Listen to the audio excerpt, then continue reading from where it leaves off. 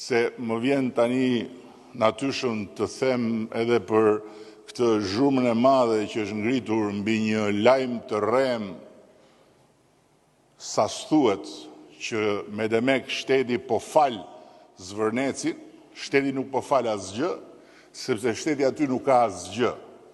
Ajo është një pronë private. Një pronë private den babaden.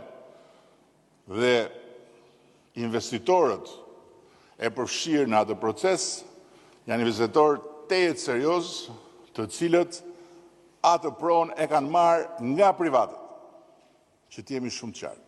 Ndërkohë që shteti ka pasuri në anën tjetër të projektit, që është Ishulli i Sazanit, ku ende sot nuk ka mbaruar negociata pasi Korporata Shqiptare e Investimeve është pjesë e projektit.